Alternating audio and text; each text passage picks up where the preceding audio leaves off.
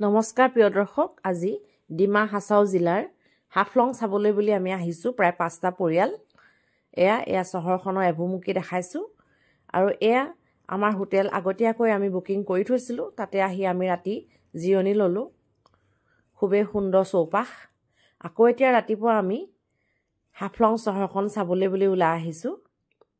এইটো এটা শিলৰ ওপৰত কাটি উলিওৱা এটা ঘৰ সদৃশ আৰু ইয়াতে ৰংগমঞ্চ বাঁহ আৰু বেতেৰে তেওঁলোকে সাজিছে।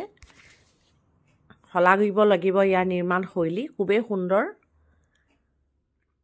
আকৌ আহি আমি এতিয়া এথেণ্টিক ভিলেজ দৰ্শন কৰিবলৈ বুলি আহিছোঁ।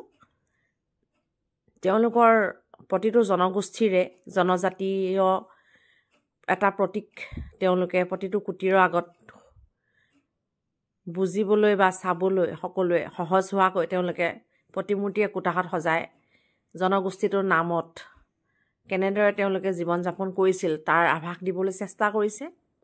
আকৌ আই লাভ ডিমা হাছাও লৈ আহিলোঁ আমি। ইয়াৰ পৰা ভিউ পইণ্টটো চাবলৈ খুবেই ভাল লাগে। এয়া প্ৰতীকসমূহ তেওঁলোকে সজাই থৈছে কুটীৰবিলাকৰ আগত। প্ৰতিটো জনগোষ্ঠীৰে প্ৰতীকসমূহ সম্পূৰ্ণ সুকীয়া হৈছে। আকৌ এয়া ৰেল ষ্টেচনটো দেখাইছোঁ হাফলঙৰ। এইটো বানপানীৰ সময়ত ভাগি গৈছিল একেবাৰে ভূমিস্খলনত।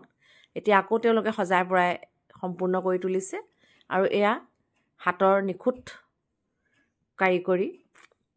এয়া পানী থোৱা বটল।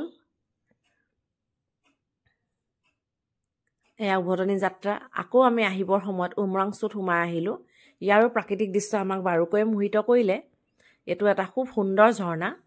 এয়া দুপৰীয়া ভাত খাইছোঁ আমি সকলোৱে। আহিব আপোনালোক। এখন খুবেই স্বাস্থ্যকৰ আৰু সুন্দৰ ঠাই হাফলং। চাই নিশ্চয় ভাল পালে ভিডিঅ'টো।